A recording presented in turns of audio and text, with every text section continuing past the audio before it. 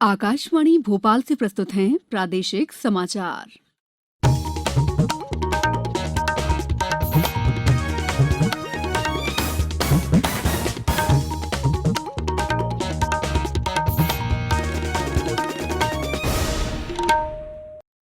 नमस्कार, समाचारों के साथ मैं दीपा सिंह।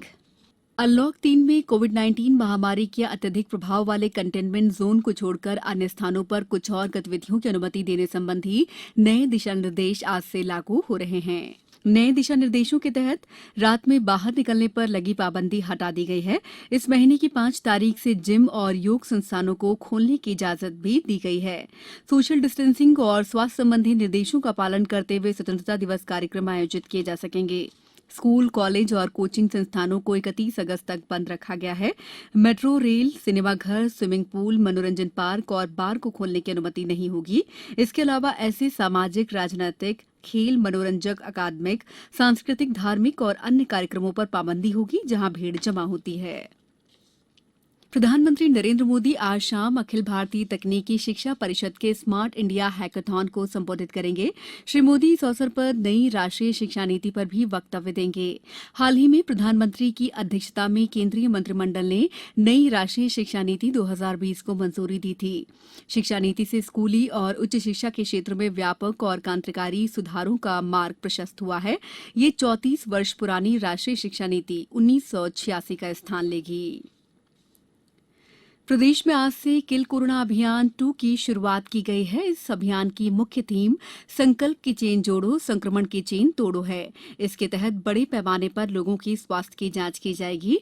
साथ ही इस महामारी के प्रति लोगों को जागरूक भी किया जाएगा। मुख्यमंत्री शिवराज सिंह चौहान ने कहा है कि कोरोना से बचाव के लिए काम करने के साथ ही ये भी जरूरी है कि आर्थिक गतिविधियां सुचारू रूप से चले। इसके लिए ये भी देखा जाना जरूरी है कि जहां बहुत कुछ जरूरी है वहीं लॉकडाउन लगाया जाए। इसके लिए स्थानीय प्रशासन को जिला और जिला प्रशासन को राज्य प्रशासन से अनुमति लेनी होगी। ईद उल अजहा का त्योहार आज प्रदेश भर में मनाया जा रहा है। कोरोना संक्रमण को देखते हुए लोगों ने घरों पर ही नमाज अदा की और इस दौरान महामारी से मुक्ति के साथ ही मुल्क की तरक्की और बेहतरी के लिए दुआ की गई। इस मौके पर भोपाल शहर काजी सहित कई मुस्लिम धर्मगुरुओं ने लॉकडाउन और शारीरिक दूरी का पालन करते हुए ईद मनाने की अपील की थी। राज्यपाल आनंदीबेन पटेल और मुख्यमंत्री शिवराज सिंह चौहान सहित अन्य नेताओं ने प्रदेशवासियों को ईद की मुबारकबाद दी है। राज्य के अलग अलग हिस्सों में भी ईद उल अजहा का पर्व सादगी से मनाया जा रहा है। प्रदेश में कोरोना संक्रमितों की कुल संख्या करीब 32,000 हो गई है। इनमें से 22,000 से ज्यादा लोग स्वस्थ हो चुके हैं। राजधानी भोपाल में आज 168 नए मामले सामने आए हैं। यहां पूर्व मंत्री पीसी शर्मा भी कोरोना संक्रमित पाए गए हैं। इंदौर जिले में 120 नए मरीज मिलने के साथ ही संक्रमित की संख्या 7,448 हो गई है। जिले के विभिन्न अस्पतालों में 2,000 से ज्यादा मरीजों का इलाज जारी है। उज्जैन में 13 नए मामले सामने आए, वहीं 36 मरीज स्वस्थ होकर अपने घर लौट गए। मंदसौर में 7 और नीमच में 18 नए मामले सामने आए हैं, जबकि रतलाम में कोरोना से एक मौत हो गई है। जबलपुर जिले में कल पहली बार 125 नए मरीज सामने आए। वहीं 51 लोगों को संक्रमण मुक्त होने पर अस्पतालों से छुट्टी दे दी गई। मुरैना में कल 263 सैंपल रिपोर्ट में से 16 पॉजिटिव आई हैं। टीकमगढ़ में कोरोना का एक मामला सामने आया है, वहीं 8 लोग बीमारी से स्वस्थ हुए हैं। शिवपुरी जिले में 16 नए मरीज सामने आने के साथ ही संक्रमितों की संख्या 303 हो गई है। हालांकि 257 लोग बीमारी से उबर चुके हैं। खंडवा में 13, ग्वालियर में 50, दमोह में 10, मंडला में 1, खरगोन में 47 नए मामले सामने आए हैं। वहीं शहडोल जिले में इस समय 27 मरीजों का इलाज जारी है। अब कुछ समाचार संक्षेप में। नगरीय प्रशासन आयुक्त निकुंज श्रीवास्तव ने आत्मनिर्भर भारत योजना के तहत काम में लापरवाही पर सागर जिले की गढ़ाकोटा नगर पालिका और भिंड जिले की फूफ नगर परिषद के सीएमओ को निलंबित कर दिया है।